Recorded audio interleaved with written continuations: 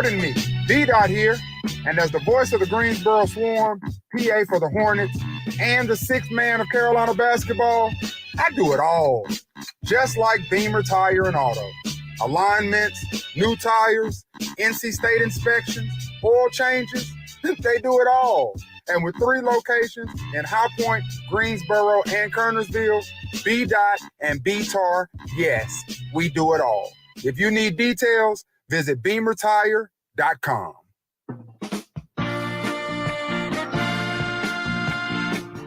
It's summertime, and that means it's time for the Catalinas. The Catalinas are celebrating their 66th anniversary this year, performing across the Carolinas. Proud members of the North Carolina Music Hall of Fame and the Beach Music Hall of Fame. Go to thecatalinas.net for show schedule and to request bookings. For corporate advertising opportunities, call 336-777-6362. It's the Catalinas.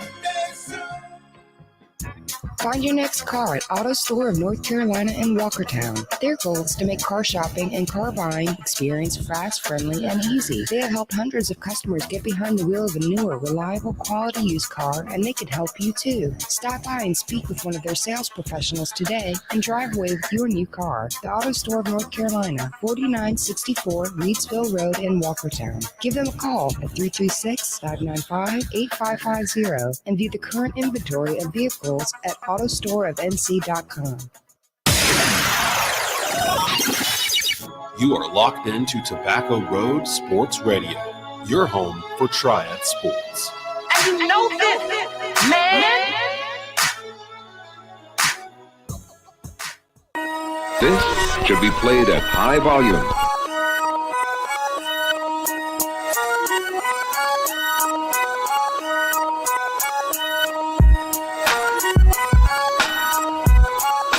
Welcome to Out of Pocket. Here's your host, Michael Davis.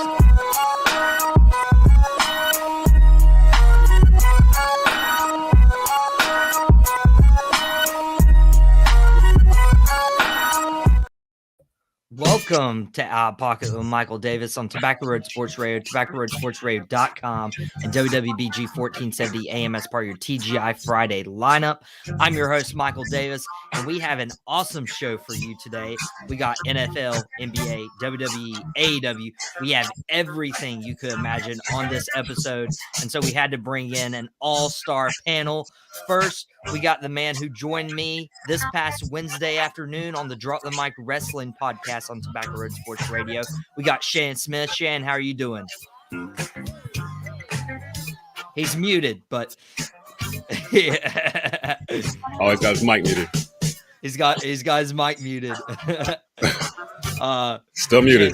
Shan still got his mic muted. We're going to go to Carson Williams right now. Oh, yeah, Shan's unmuted. Shan's unmuted. Okay, I can do it now. Sorry about that. I'm good, you guys. Hey, that's your one glitch for today. There you go. Shannon dubbed himself No Glitch Smith on the Drop the Mic Wrestling podcast this Wednesday. You should go back and watch that on YouTube. And then we're welcoming back after a 2-week hiatus with a nice view behind him. We got Carson Williams. Carson, how are you doing? I'm doing good. You see, I got the App State view behind me. You can't beat it. I'm feeling pretty good. You know, my Cavs have been killing it in the summer league, and I know you don't want to talk about that. You don't want to hear me go on about that. So I'm doing good. Let's get on with the show. Well, it's probably because that matters just as much as the in-season tournament that they're doing in November just to get views. But that's neither here nor there. And then we're also joined by our producer of Tobacco Road Sports Radio, host of a lot of different shows, whether that's the Believe in Panthers, the Rundown, all the things. We got Desmond Johnson and Des. How are you doing? I'm good. Enjoying the last couple of bits of July. High school football kicks off the middle of August. So I'm about a month away from that.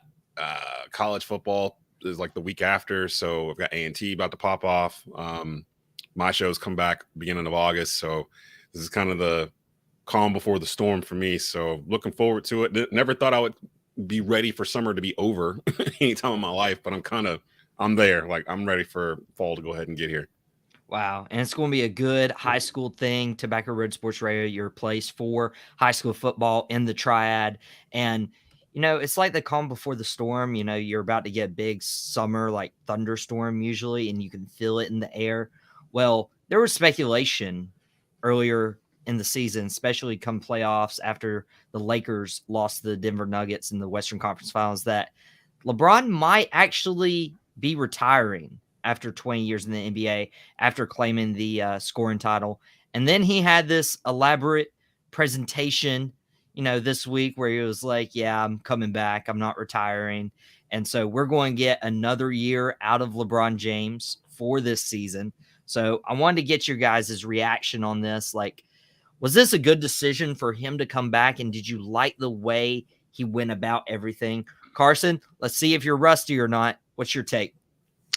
No, I am very happy about the decision for him to come back. I'm a LeBron fan. I'm not like one of those guys who like can't say he did anything wrong, but I do enjoy LeBron. I appreciate greatness.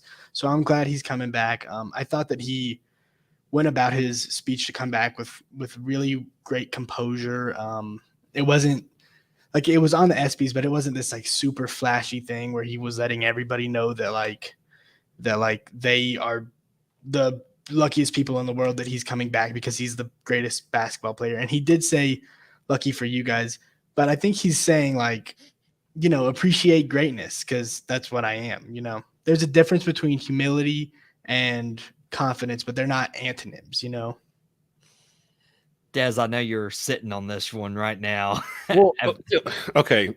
Here's my issue with all of it, because I think it's been painted that I'm a LeBron hater. And that's the thing I hate the most, is that people come at me like I hate LeBron James. He's one of my favorite basketball players of all time. He always has been. I followed him from that Sports Illustrated cover in high school all the way up to today.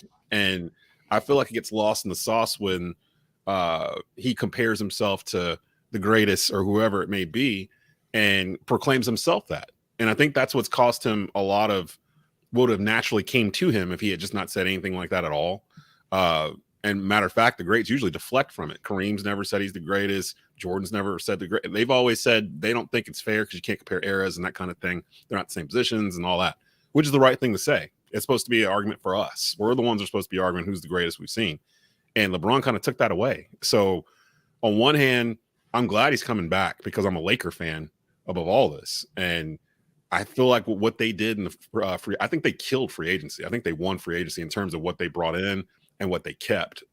Just a couple weeks ago, I was saying they got to keep Rui Hachimura. They got to keep him. They got to keep Austin Reeves.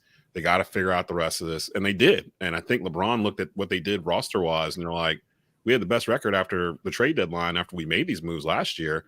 What if we're together for a whole season? What if I'm not hurt? What if AD doesn't get hurt? I know those are all big ifs, but if they can do all that, I think the Lakers are top 4 seed in the West. So why wouldn't he come back? He's averaging 28 points a game at age, 38? Mm-hmm. Come on back, man. Yeah, come on back. Now, Des is a Lakers guy. He's not a fan of a player who is the GOAT and played for his organization. Shannon is a Bulls fan, so the GOAT played for his organization. And yeah, you guys can label me a LeBron hater. He left. I'm a Bulls fan too. Did you not see my shirt that I'm wearing today? What? Oh no! Go get it twisted. Yeah. I'm those words, Mike. I'm old school, baby. Like the Bulls, 90s Bulls, that is my squad. Like that is, but like I've always been a Laker fan since I was a little kid, since Showtime Lakers in the 80s. So, I mean, NBA is the only league I feel like you can root for more than one team and not get No, rid you cannot. I think you can. Because you really root for players. You really root for players in the NBA. Tough right there. Little tough. Yeah, that's a bad take. That could be is that's an out-of-pocket take right there. Now, that's an opinion, and that's all right. I get that. Because you kind of root for players. They market the players in the NBA. So you follow the players around, and with all the movement these players are doing lately, I've had to be a Heat fan. I've had to be a Cavaliers fan. I was already a Lakers fan. You know what I mean? Like he's just saying that he's a LeBron fan. But I've done that to other players before too. And rooted for those teams when those players have went there. I can't do that in the NFL. The NFL feels like your team is your team above the player in the NFL, and in the NBA it feels like the player's above the team. Like you root for the player. You know what I mean? Des is trying to say the NBA is like wrestling. You can watch Raw, SmackDown, NXT, AEW, enjoy it all. Brett saying Des is right 100%. I don't know if Des is right, but what I do know is if you guys missed the news earlier this week, Brett is returning to Tobacco Road Sports Radio. He's re-debuting. He's coming back. What is he here? No, he'll be back Saturday, matter of fact. He just tomorrow morning. Yeah, so he'll be on 10 a.m. Tomorrow, 10 a.m. And Rundown will be back first week of August at 11. So dude, I'm super excited for Brett. Super excited. He was the one who introduced me to Des. He's the one who introduced me to Tobacco Road. I had my first time on Tobacco Road with the Score, so I'm really excited to see Brett back, excited to see the Score back. You got to listen tomorrow at 10 a.m. But Shannon, we're going to let Des, just be out of pocket with that one, rooting for all his teams. What's a realistic expectation for LeBron and the Lakers this season? Do you think he could compete for a title this year? Compete for a title, but not win one. I think, like Des said, I think it's very smart for LeBron to come back. They put together the squad the way they should have. They didn't go after Kyrie Irving. They didn't go after James Harden, at least not that we know of, which I don't think is going to happen. They kept that team together. That was the core team that they had. So why wouldn't LeBron not come back? He's still playing at a high level at 38 years old.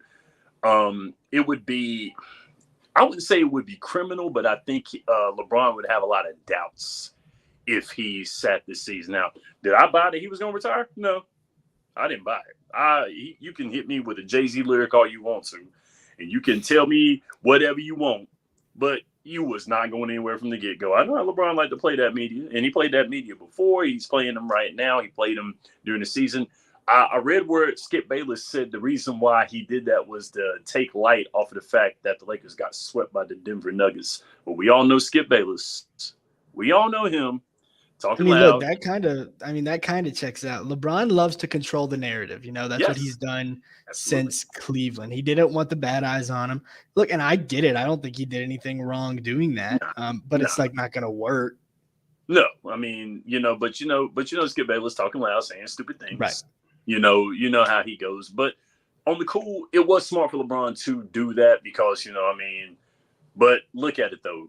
Denver ran through the finals. So Denver ran through the playoffs, period. So, yeah. But once again, you call yourself GOAT. Do GOAT things, sweetheart.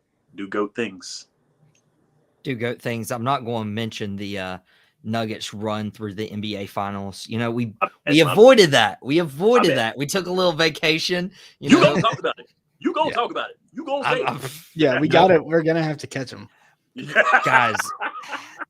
I said this. I think last week we had it planned. Me and Carson had this planned. You gonna have to say it. You have to talk. Joker. We're going to move on to the Eastern Conference champion, the Miami Heat. Now, I don't usually wear jerseys on the show. I'll usually wear a polo. I'll usually wear a wrestling shirt too. But I had to wear a Miami Heat jersey because this is number 14. This is Tyler Hero. I don't know how many more times I'm going to have to wear this Tyler Hero jersey with him, an actual member of the Miami Heat. If you guys have not heard, the Heat are trying to trade for Damian Lillard, and it feels like every trade package that's being rumored right now includes Tyler Hero, 3 or 4 first-round picks, and maybe even a young player or 2 or 3. We've also heard of, this being a multiple-team trade to get Damian Lillard to the Miami Heat, pair him up with Jimmy Butler and Bam Adebayo. But right now there's a standoff. Damian Lillard doesn't want to play for any other team. And now this begs the question, is it worth it for either side to accomplish this trade? Shannon, I'll start with you on this. Do you think Miami and Portland should go through with getting this trade done? I think with what Portland's asking for is they don't want to get rid of Dame. I don't think they want to. You want 4 first-round picks, and then you want Tyler Hero on top of that. You're going to take away from Miami's future, which Miami's not a old team with or without Udonis Haslem. But the thing about it is, Miami's going to get Dame Lillard. who is 32 years old. Who knows if he's on the back end of his career? I don't say that he is, but I don't think Miami's going to take this. I don't know if they're going to because, like you said, now Miami's getting close, but it looks like Miami's got to pay an arm and a leg to have Dame on their squad. Miami will do it, but I don't think they'll like it. It feels like a lot. I'm not sure if I, hate the first round picks part, even though the Heat have done well drafting here recently. I really love Jaquez, this draft pick from this year from UCLA. I really think he fits the culture here in Miami. I don't want to see him included in this deal. Carson, do you think this is a smart decision for the Heat or the Blazers even?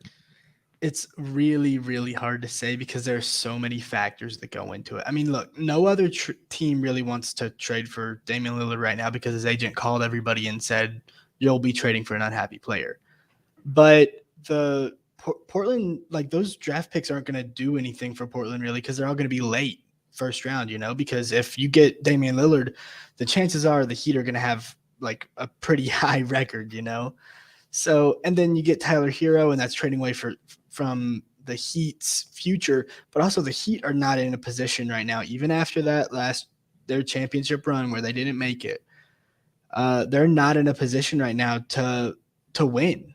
Like I love the culture. I love the coach. I love Jimmy Butler.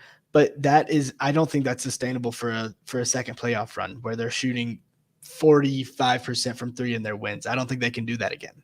Especially not now that they lost Gabe Vincent, they've lost Max Strus. They're not in a position right now to make another run, so they need to bring Dame in.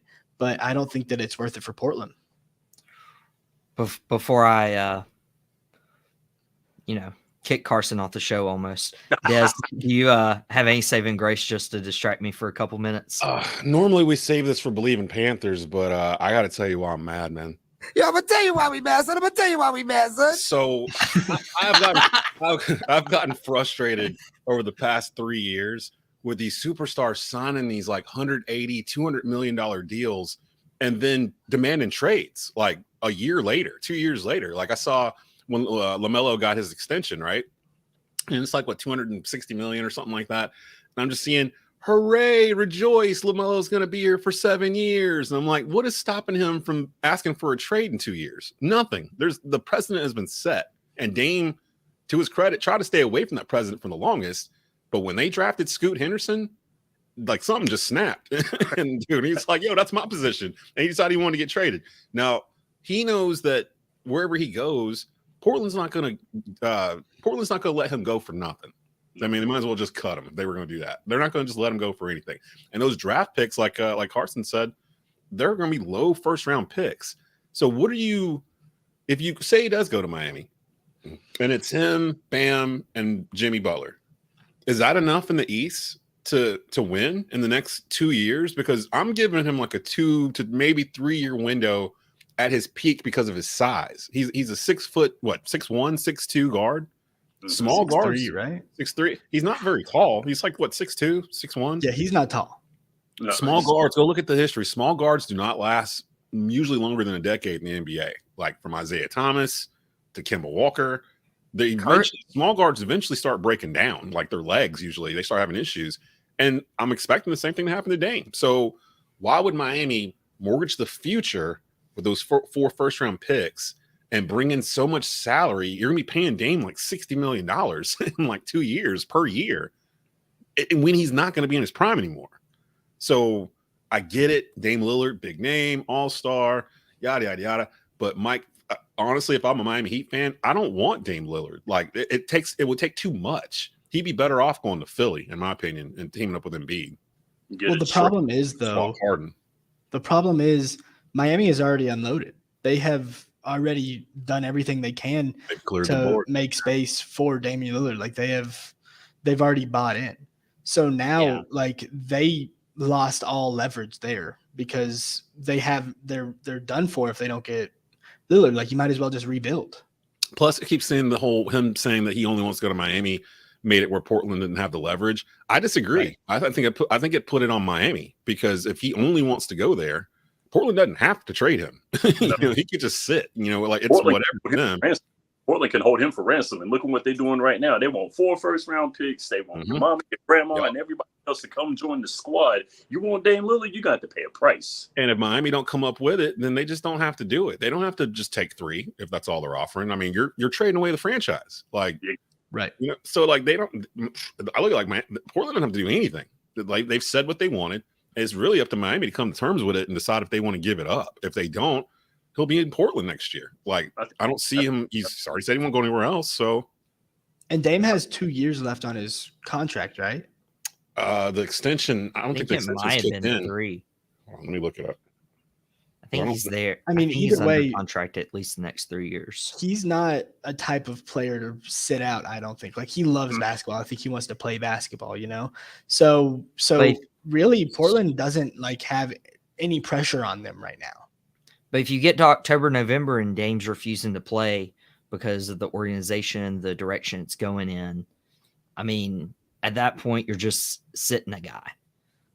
Nice little screen share for our YouTube audience. Okay. Yeah. All right. So Dame's contract is up in 2024, 25. So the extension just kicked in season before last. So he's got 2 more years left. Yeah. Wait, so player option, has it been exercised yet? Yeah. Oh, no, actually. It says exercised on the side. Well, back here. in 2022. Yeah. Exercise player option for Portland for 2024-25. So he exercised it last summer.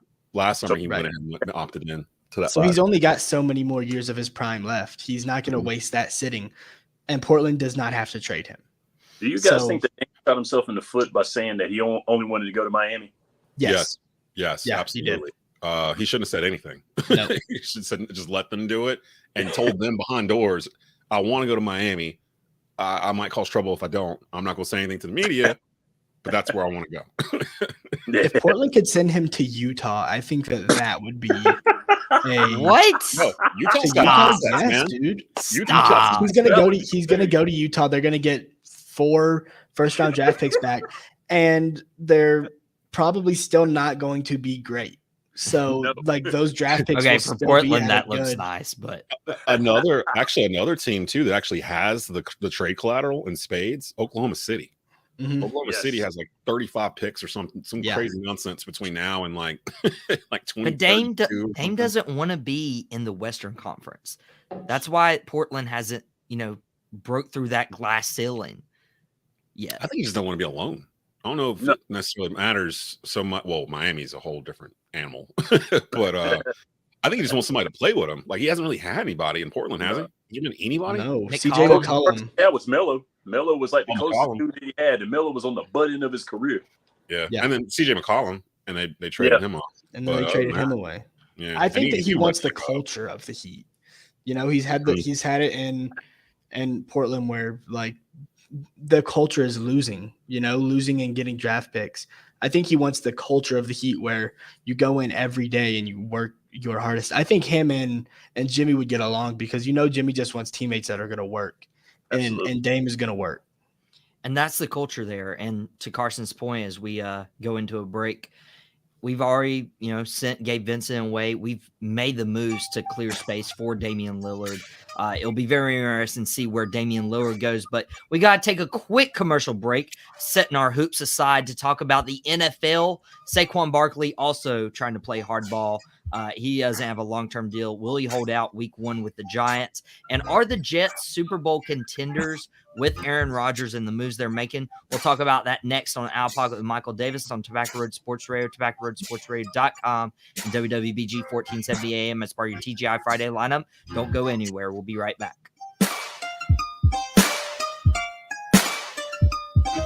Hey, y'all, Tiny's Mobile Auto. Is your car broke down? Are you stuck somewhere? Do you need a mechanic? You don't want to call a tow truck? Call Tiny's Mobile Auto. He'll come out to you, do your work, whatever you need done, your regular maintenance, or if you're broke down on the side of the road, give him a call. All you have to do pick up the phone and call 336-423-6241. You don't even have to see me. Just let me know what's wrong with your car, and I will come and fix it, y'all. I'm on Facebook. I'm on Instagram, TikTok. I'm on the Twitters. Whatever you guys need, 336-423-6241. As always, I'll be seeing you.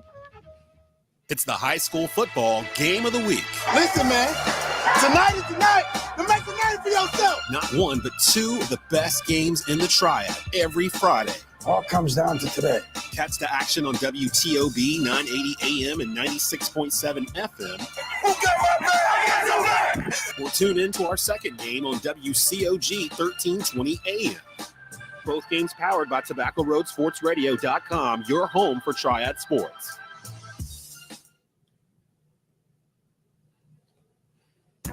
Find your next car at Auto Store of North Carolina in Walkertown. Their goal is to make car shopping and car buying experience fast, friendly, and easy. They have helped hundreds of customers get behind the wheel of a newer, reliable, quality used car, and they could help you too. Stop by and speak with one of their sales professionals today and drive away with your new car. The Auto Store of North Carolina, 4964 Reedsville Road in Walkertown. Give them a call at 336-595-8550 and view the current inventory of vehicles at autostoreofnc.com.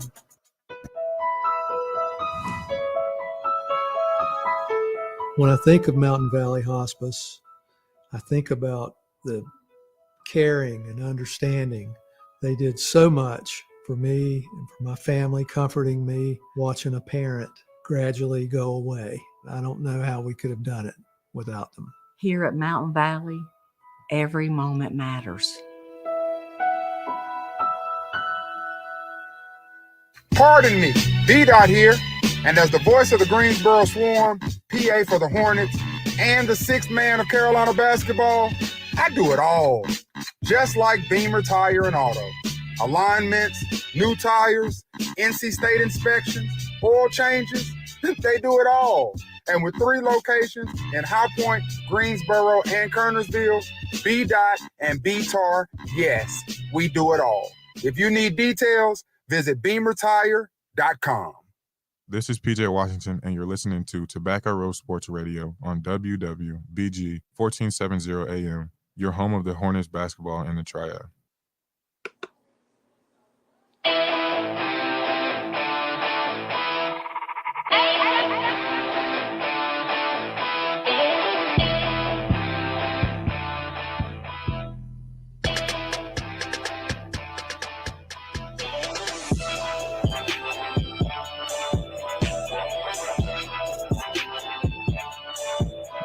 Welcome back to Out Pocket with Michael Davis on Tobacco Road Sports Radio, TobaccoRoadSportsRadio.com, and WWBG 1470 AM as part of your TGI Friday lineup. We still have a big show for you in store. We just got done talking about some hoop action, talking about LeBron, talking about the Miami Heat. Will this jersey be relevant in a week's time? Who knows? You can listen to Out Pocket again next week. But right now, we got some gridiron talk with Carson Williams repping his Cavs 2023 Summer League. Always. Who cares? And we got Shan Smith joined back in. He's a big Chicago Bulls fan, but San Francisco 49ers fan. Never understood that. Oh, man. I was a Jerry Rice kid when I was 5 years old. Tried to throw the ball left-handed like Steve Young, John Taylor guy. List goes on. I think Jeff Garcia was a overlooked quarterback, and I hoping that Brock Purdy or Trey Lance gets us to the promised land. Miss you, Jimmy G. Your best bet right there is Brock Purdy. Very, very, very underrated. Oh, he's the hot hand. He's the hot hand, man. I told everybody this last year that Brock Purdy was the guy. Well, there's only one guy who's really the guy in New York, and at least for the Giants wise, that is Saquon Barkley. Saquon Barkley is franchise tag. He doesn't want to compete without a long-term deal. He's talking about holding out week 1 and just sitting for this season. We just got done talking about, would Damian Lillard sit if he's not traded to Miami? But is Saquon Barkley going to sit if he doesn't get a long-term deal with the Giants, Carson? Yeah, I mean, he might. Look, Saquon Barkley just wants to be looked at as the guy. And I know he's got the franchise tag and all that stuff, but like he wants money. He wants to make money. And he's looking at guys like Christian McCaffrey and Alvin Kamara who are making more than him and saying, I had more yards and more touchdowns than both of these guys last season. Christian McCaffrey always has injury concerns. Why am I not being paid like they're being paid? And I think it's a valid question. I think that he should hold out until he gets his money. Get your bag. Get your bag, especially since running backs don't really last that long. Mm-hmm. I don't even know how we value running backs now in the NFL. Shannon, what's your take on this? First of all, when players say it's not about the money, it is about the money. And when they say that it's about the money, it's about guaranteed money. So the thing about it, when you look at it like this, Saquon really does have a leg to stand on, considering the fact that he was paid less than the two men that Carson mentioned before. But here's another thing also, too. When did Saquon play the full season? That's another thing up for debate. So there is injury concerns with him as well, too. With that being said, if you minus their quarterback, which I ain't going to name him because he's a Duke guy. I don't want to hear it. But Barkley, I don't even like claiming him, so it's fine. No, claim him. Get Danny Dimes. I love him. I love him. Can't stand him. But anyway, he's balling. But he's balling. I can't take that away from him. He's in the league. I'll let that go. But if you minus him from that squad, who does the Giants have? Saquon took the bulk of the carries. He took the bulk of the running yards, and he is a feared running back when he's healthy. So with that being said, he has a leg to stand on about getting paid the money. But my question is, how many games are you going to play, my friend? Yeah, but here's the thing. He played 16 games last year, and Chris McCaffrey played 17. Absolutely. There are always injury concerns, and we get that. But when you are the guy in your city, in New York, and your quarterback is Danny Dimes, I love him, but it's Danny Dimes. Yes. Like you gotta get that money because the franchise is relying on him so much as a running back. And I understand that. And then, you have the injury concerns. But let's just be honest right here, Carson. This is a passing league. The NFL is a passing league. They're not going to pay no running back no more money like they paid Barry Sanders and Emmitt Smith and those guys back in the days because it's a passing league. They'll pay Patrick Mahomes that money in a heartbeat because he do a little bit of both. And Danny Dimes, honestly, man, he got some feet on him. So, he's due some money as well, too. His time is coming if he keeps going or if he keeps beating the Cowboys. I'm sorry, he had to do it. But okay, we're can we mute Mike real quick? Shan, I do want to cut you off, though. I don't think Danny Dimes, Daniel Jones, whatever, has a good enough season this past year without Saquon. No. You look at Saquon, he's been hurt, and then all of a sudden Saquon has a healthy season, Daniel Jones has a good season. I don't think those are exclusive. Well, for sure. He's a young quarterback, like you got to lean. Young quarterbacks need somebody else to lean on, So he gets a good running back, and now he doesn't have all that pressure. That's what a young quarterback needs. And let's be honest, Danny Dimes is not going to be Patrick Mahomes, and that's no disrespect because in that offense, you have to be. Because, with the offense that Patrick Mahomes has, he has to be himself because it's catered to him as a quarterback. So I understand that. But they're not going to pay Saquon Barkley or any other running back that much money in a passing league. Roger Goodell has pretty much set that precedent with a lot of the running backs, with your Leonard Fournettes, with your Alvin Kamara's. This is your ceiling, guys. You can't exceed it because their quarterbacks are getting paid that much money. And we all know this. We know it. Who's the Giants' number one receiver? That's a daggum good. Wasn't it supposed to be King Galladay before he, trashed the bed? Let me look it up real quick. See, can you name any Giants receivers? Nope. I can't. He like 5 different guys. But in Danny Dimes' defense, he did pass like 5 different guys, like consistently. Yeah. My man hit everybody. And Saquon Barkley, I believe, was the second best receiver on his squad. And that's what my point was. That's what I was getting to. Take it from a Panthers fan who just went through this with Christian McCaffrey. I know Giants fans, they probably look at it the same way we did, where it's like, well, how are we supposed to do anything without this guy? Like, everything runs through him. It's kind of the same thing. The Giants have kind of backed themselves in a corner where they do have to probably pay Saquon, or they're going to basically reset and like go back to zero, because I can't name any wide receivers. I can't name who's behind Saquon. Like, this Giants team feels like one of those teams that won a bunch of games by a possession or less, or like 7 points or less. You know what I mean? Last year. And that usually reverts back to the mean like the next year. So like the Giants won a bunch of games last year they probably shouldn't have won. This year it's probably gonna go back the other way. And I expect the Giants to finish 4th in the NFC East, to be honest, regardless of if they have Saquon Barkley or not. Even below Washington. I think Washington's better. I think they have a much better roster. I can at least, name guys. Like Washington. Listen about that. Washington has some growing pains as well too. But it's Dallas's division to lose, and I hate to say that. But Philadelphia will probably give what you're going to get. I think that the Giants may do that, because it's going to be a battle at the bottom. There's going to be a battle at the bottom with the Giants and the Redskins, or the Commanders. I'm sorry. I'm an old school guy too. I definitely hard for me to do. But I think I'm a Rivera fan. Like and Ron we trust. Like I feel like Ron's going to get Washington where they need to be. And there's no Daniel Snyder. Snyder's gone. So like that distraction is gone. So now they can actually go, and they had a good draft. Shout out to KJ Henry, local talent, went to West Forsyth here, played at Clemson, got drafted by Washington. So he's up there. Washington might be a surprise team in the NFC, because there's really no teams in the NFC where you're just like all of them are flawed, like in one way or another, even the Eagles and the 49ers. So it won't surprise me at all if usually there's like 4 or 5 new teams in the playoffs every year. It won't surprise me at all if one of those teams emerges this year that we were not talking about here in July, except for the Panthers. I was getting ready to say, oh my gosh. I saw that. I don't know what San Fran's flaw is, but I'm quarterback upright. Yeah, offense. Offensive line, maybe. Okay. We'll give that. But speaking of, and like kind of tying all this together, like when I think of Saquon, I almost think of Christian McCaffrey's impact with the Panthers.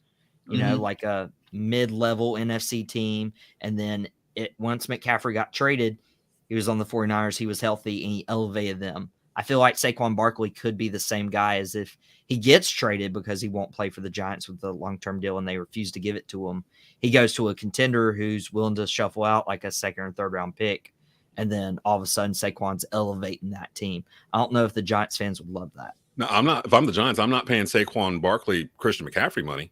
Like, I'm not doing that, because he's not Christian McCaffrey. Like he hasn't had 1,000 yards receiving and rushing in the same season before. There's only 2 other people besides McCaffrey in NFL history that have done that. Like he has shown that he deserved that money, because they were paying him basically wide receiver money at running back at the time. And even then it was I think it comes out to like 13 million a year or something like that for McCaffrey, which is a steal if he's on the field. Barkley, I'd maybe like 10 million a year, maybe making like half of guaranteed, 4 years, something like that. And that comes out about what his tag would be for 2 years, about 24 million. That tag. The tag is 10.1 mil, and he's not signing that. He wants 19.5. And you ain't getting that. Double. Down the hallway. You ain't getting that, buddy. Like that's not. Yeah. No. I mean, at least they're not using that on their receiving core. Like we couldn't name any of their receivers. The Giants will have a tough road in the NFC East and the NFC in general. But Aaron Rodgers and the Jets don't have it too easy either.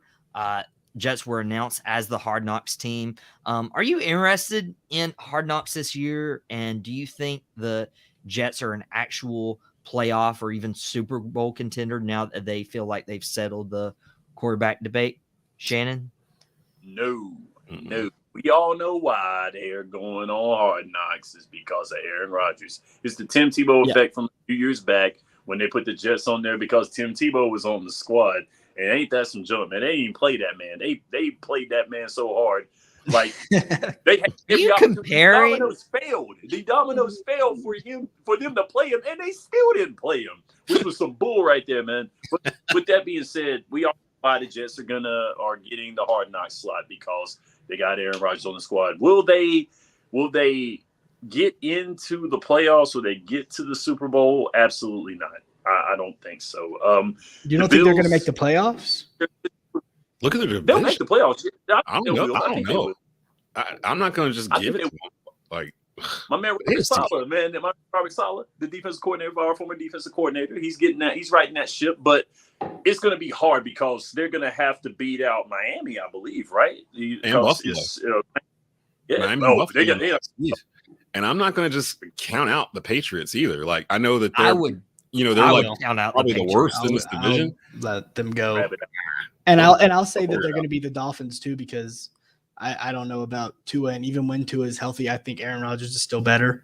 They've got the offensive rookie of the year, they got the defensive rookie of the year, they've got chemistry with Allen and Allen Lazard and Randall Cobb. I mean, I think they're one piece away from a Super Bowl, but I do think that they're going to make a playoff run. I think it's the Bills here. Like if anybody out of that division is going to come out, it's the Bills, because the Bills window is closing. Like remember, like these teams have 4-year windows when they put that core together. Yeah. And this Buffalo core is around the 4-year mark, and you're starting to see exactly what I was saying before start to happen.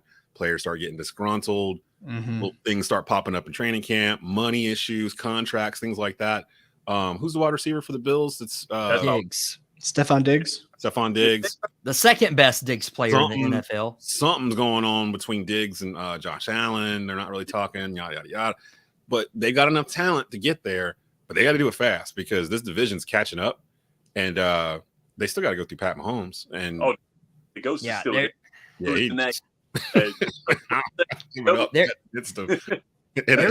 There's certain teams that I just don't trust in the playoffs. Minnesota's one of them in the NFC. Buffalo's the one in the AFC. Yes. And I can go ahead and say I am biased with this. I absolutely hate Aaron Rodgers. I've seen him in the Cowboys playoff hopes so many times. I can't stand the guy. I'm so glad he's in the AFC. But we destroyed both of them. We destroyed you and we destroyed him. It doesn't make me feel better to get destroyed. But in this case, we did two quarterbacks. What was that about? So don't worry about Aaron Rodgers. We got you. Don't worry. We got you. That doesn't make me feel any better. Just remind me we've lost in the playoffs to y'all twice back-to-back years. That doesn't make me feel better. We haven't had a full football season yet, but we're going to have one, and I can't wait. I cannot wait. If there's anything about Aaron Rodgers, he's surrounded by young talent, finally, with Breece Hall, Garrett Wilson. That Jets defense is pretty good, too. Yeah, it's legit. I like that Jets defense. And if there's any quarterback in the AFC who could hit, a 2-minute game-win drive and beat a Chiefs team on, just whoever has the ball last, I'm not counting out the Jets. Here's the thing. People forget who Aaron Rodgers is. True. He's had a hand. I don't. 1 year ago, you skip last season, he won the MVP, and then the year before that, he won the MVP. This is one of the top 5. Yes, I think Jordan Love is going to be great, and we're gonna have a talk about that. Out of pocket. No, but that might be one of those. No, Jordan Love. You guys are going to see, and you're all going to come to me, and you're going to tell me how right I was. Jordan Love is going to be that guy. No, we're not. I don't know about that. You're gonna have to. Just like Desmond did when I made my take about Jokic, he's gonna have to do the same thing. Yeah, I mean that one was pretty much that got thrown in my face. Like I hadn't really watched Jokic play because he plays on the West Coast, and he was never really on TV. It felt like, and I got a rude awakening. Spring watching them go. That real Carson got up there was like over 10,000 views on Instagram alone, and yeah, that was pretty crazy. But I don't know if it's Jordan Love season. It might be Aaron Rodgers season in the NFL in the AFC East. Here's my question for Brett and Carson and everyone who thinks that Aaron Rodgers is just going to walk into New York and take them to the Super Bowl or whatever. How come he couldn't do that in Green Bay? I don't think he's going to take nothing's in Green Bay. In a weaker division, weaker conference. Bosa got him. He hit a man named Nick Bosa. In Green Bay, they would see the 49ers and they would fold pretty much every time. They would see the 49ers in the playoffs.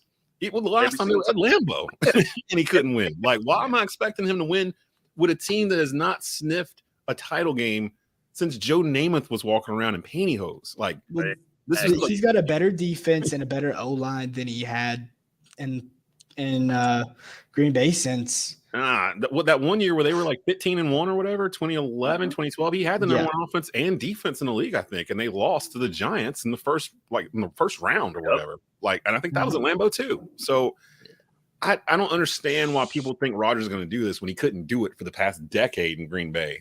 And he brought some of those Green Bay players with him to New York. Yeah, Randall Cobb's joined Aaron Rodgers in New York. I'm just saying it could get interesting with the Jets. Don't count them out. As much as I hate Aaron Rodgers and want to see him fail, it might not be the case. Brett's saying can't wait to watch my Packers go 5-11 and Aaron absolutely implode in New York. Also, can't wait to watch the score tomorrow morning, Saturday, 10 a.m. Before we go, I'm going to end this on this. I'm probably going to get my mic cut for this right here. Just for a break. But one of my good friends told me, he says he thinks that Aaron Rodgers was a upgraded Tony Romo. So, all right, I'm gonna go ahead and get out of here, guys. I don't know what to think of. You gotta not be that guy's friend anymore. So basically, he's Tony Romo with a ring. Quit talking. Okay. Quit talking football with your friend. Quit talking football with your friend. That's a top 5 quarterback of all time. Quit talking football with your friend. No, it was the status you put up on Facebook. Yeah, Carson brought us back there. Yeah, he's top 5. I can't put Tony. That's disrespectful. I know. That's so disrespectful. Probably disrespectful to Aaron Rodgers. But we gotta get into a break. Carson, thank you so much for joining us back here. Hope to get you back on next week. You might be seeing comments on the YouTube channel to Tap Outs and Touchdowns. The host, Ryan Frick, is going to be joining us for this next segment. Shane's going to stick by, talk a little bit more wrestling. We didn't get enough on Drop the Mic in that hour. We'll be back right after the break to say if Roman Reigns could lose the undisputed WWE Universal Heavyweight title to his cousin, main event Jey Uso, is that a thing? And does Saturday Night Wrestling still work in today's age? We'll talk about that right after the break.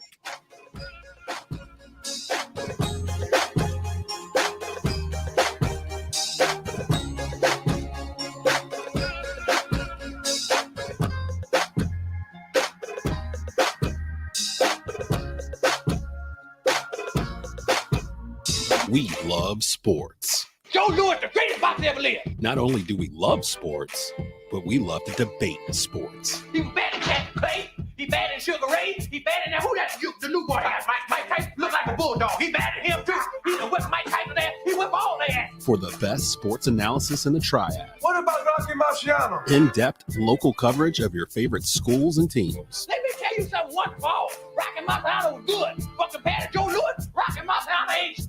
And of course, the best sports debate in the Triad. Beat Joe Louis's ass. Welcome to Tobacco Road Sports Radio. Joe Louis was 75 years old when he fought. You're welcome. I don't know how old he was, but got it at. Blue Naples Pizzeria in Kernersville is now hiring. Come work for one of the best Italian restaurants in the Triad. Currently hiring dishwashers, cooks, front cashiers, and more. Great hours, great pay. Give them a call at 336-993-7707 or stop by and inquire at 1519 Union Cross Road in Kernersville. Start working this week. Blue Naples Pizza. When I think of Mountain Valley Hospice, I think of teamwork, caring, honesty. The one word that I would say to describe Mountain Valley is we're family.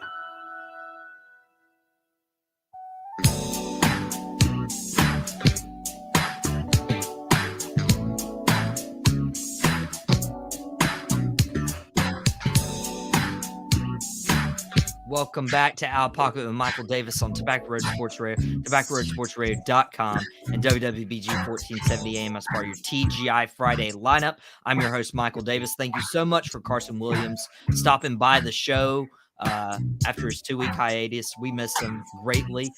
Joining me right now is producer Desmond Johnson, working the whole mixer board. I've been working on that this summer at my other job, so I know how much goes into that. Really appreciate him and all the stuff he does and probably all the hours he puts in, because it's probably like triple as much that I do.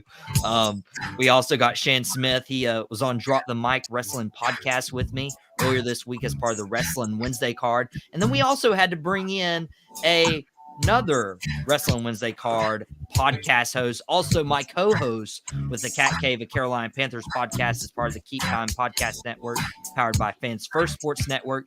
We have Bully Ryan Frick in with us. Ryan, how are you doing? I'm good, man. I just I kind of want to get in with Carson one day to I've got a bridge that I want to sell him if he thinks that Jordan Love is going to be the savior for the Packers this year. But nevertheless, I'm glad to be here to talk some wrestling with y'all, man. This is going to be a good day. It's such a silly take but if we clipped it, it'd probably get 10,000 views on like Instagram or something. We might do that. We might do that, yeah. But what's been getting a lot of views on the social media channels is the Bloodline. I think we have all talked in some sort of way or another, maybe not all together, that this is the best story in pro wrestling in some time, maybe ever, rivaling the NWO back in the 90s. But they had the tribal court this past Friday on SmackDown, took up pretty much half the show. People are complaining about that, but if there's anyone who deserved it, it's the Bloodline. And now it looks like we're going to get, it's not official yet, but Jey Uso versus Roman Reigns at SummerSlam for the undisputed WWE Universal Heavyweight Championship. And I don't know. I originally thought that, last year that Cody Rhodes would challenge Roman at SummerSlam and then get the title, and because he'd already passed 1,000 days. But now we're at SummerSlam. Reigns has passed 1,000 days. Reigns has passed Hulk Hogan. Is it time for him to drop the title and to all people main event Jey Uso? Ryan, it's your first take on Out of Pocket this week. Make it a good one. No, it's not Jey Uso's job to do. I mean, listen, I've said it from the beginning that Cody Rhodes would be the one to dethrone Roman Reigns. I thought it was going to do it this past WrestleMania. It didn't happen. I'm glad that Roman took Hulk Hogan's spot. That's great news for me to hear. But nobody's ever going to touch the top two. So they're going to let Roman carry that title to WrestleMania, where he will lose it to Cody Rhodes. He's not going to lose it at SummerSlam. He is not going to lose it at Survivor Series. Now, Jey Uso did get the first pin on Roman Reigns in over 3 years, since pre-COVID. That is what Jey Uso was able to do. That was his shining moment. He was the guy that was able to pin the unpinnable, but that does not mean he will win the world title. It'd be awesome to see. I've got my theories on what's going to happen with the match and how it's going to play out, but Jey Uso will not beat Roman Reigns. He is not the guy to take the title off of Roman Reigns, and it's not going to happen here at SummerSlam. Ryan doesn't believe in main event Jey Uso. I love main event Jey Uso, but it ain't going to happen. Nah, Jey ain't going to be the one. Matter of fact, I think they are going to set up Jey versus Roman at SummerSlam. It's going to be the main event, probably tonight on SmackDown. So I know Roman's not there, but I just saw that Jey is supposed to be there to do some kind of segment. I think in SummerSlam, that match will be, it'll end on DQ because there will be a run-in from Mr. Randy Orton. I think they saved it for SummerSlam. There was just so much going on during Money in the Bank to throw him in there too. It'll be the end of the show. Again, like I said the other week, Randy has all the reasons in the world to be mad at the Bloodline. They're the ones that put him out to begin with. And they did that storyline purpose-wise, I think, so they could come back to this very moment. And it'll be Randy versus Roman feuding for the next 3 months. And he doesn't need Bloodline for that. So, I think they're kind of dissolving the Bloodline. And this next chapter is going to be about Roman and that title. So to do that, he has to have the title. It's not Jey. Jey's not going to take it off of him. You didn't mention anybody who would take it off of him, though. I think it's the man standing beside him. I think it's Solo, but it's no time soon. Roman's not losing his belt anytime soon. By the time we get to next April and that WrestleMania, if he's not fighting The Rock, I'm thinking he's probably going to be fighting Solo. This whole Cody deserves it, Cody's going to get it thing, it just tells me WWE and Paul Heyman and Roman and these guys are excellent storytellers because they suckered everybody in to thinking that Cody deserves his title. To be completely honest, he was never going to win it. Triple H and Vince McMahon are two of the most petty individuals in the industry. Did you really think that Triple H was going to put that strap after they built it so hard for 4 years on someone who left the company to build a company to compete against WWE? And then they're going to put it on him when he comes back 2 years later? For what? No, they don't have to do that, but they can play off the audience thinking they should. And that's exactly what they're doing. Cody's not going to be near Roman anytime soon, anytime soon. And to me, that's why they're going to probably build a Cody versus Seth type thing to appease those people that feel like Cody deserves some kind of strap, but he ain't getting that one. He ain't getting that one from Roman. He's not going to be the one that dethrones Roman and ends the story. Like, that just doesn't make story sense for what they've done for 3+ years. Anyone looking on our YouTube channel, Tobacco Road Sports Radio, you should go subscribe. But Shane was pointing up, nodding a lot as Des was talking. Randy Orton may have a new theme that was leaked on YouTube. We were talking about that backstage a couple weeks ago. Could it be Randy Orton making a surprise appearance at SummerSlam? It makes the most sense to do that. Des hit the nail on the head. But the reason why I was saying that right there is because that's what I was saying as soon as WrestleMania began. There is no absolute way that they're going to give his title to Cody Rhodes, because Cody left, build another platform, he smashed Triple H's throne. He smashed his throne. I watched it. I saw it too. And when he done that, I said, there's no turning back from that. And then he goes to WWE, and I started thinking, I was like, wait a minute, hold on. So you mean to tell me the very same company that you tried to hurt with the company that you built, you gonna go back and think that they're gonna give you the undisputed Universal Championship and beat their biggest star? I wish we had more time, because you guys are so off base on this. Just so Brian's calling you out of pocket. It's the truth. Like, there's been no sign that Cody's anywhere near that belt at all. Why would he wasn't trying to hurt the company? They put a dumb gimmick on him. Triple H pulled a Michael Jordan from The Last Dance. He took that personally. Yeah, exactly. Yeah, and they're going to. You know what? I'll go even a step further. The Cody Brock thing. I think Triple H is behind that.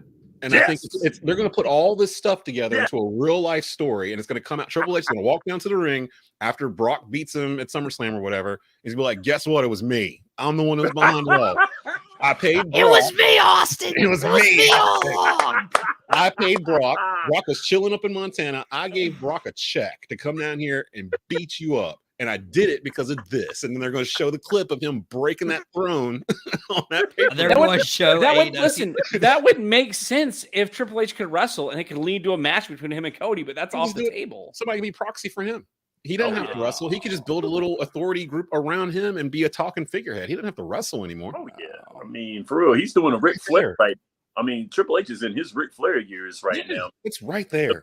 Y'all laid it all out. It's right there. Y'all are so out of pocket with this take that my pocket is ripped.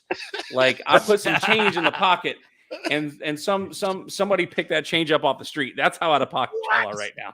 Now, so bad. Can we like clip that audio and play it like the tell me why you're mad, son? Tell me why you're mad. Anytime somebody makes an out of pocket take, it's Ryan's voice saying that. I'm on the case. I'm gonna grab it. We got a couple. You two guys need to get me and Ryan on the wrestling podcast on Drop the Mic one week. We honestly a whole hour on wrestling, need an entire hour for this. We need a cross promotion, tap outs and touchdowns, drop the mic, boom, a simultaneous show like Nitro and Raw. Like, that's what we need. That's what we need. Shane O'Mac live from Mexico City. Because I definitely wanted to get into like AEW Collision, Saturday Night Wrestling. May not even be a draw. CM Punk might not be a draw, but we could maybe book this Tuesday night. Record something for Wednesday. With the three of you guys. Putting y'all on the spot. Maybe. Yeah. Maybe. Yeah, hit me. It'd have to be in the evening, but yeah, we'll figure something out. I got some stuff starting to start. So yeah. JP, part of Tobacco Road, says Triple H has a heart issue. Yes, that's why he can't wrestle. Almost died. What was it, last year? Is JP a wrestling guy too? Yeah, but he's like old school. Like, he doesn't care about the new stuff so much. He's like old school, like Jimmy Snuka, George Animal Steel, NWA, back in the day. And I am too. I grew up on that, but yeah.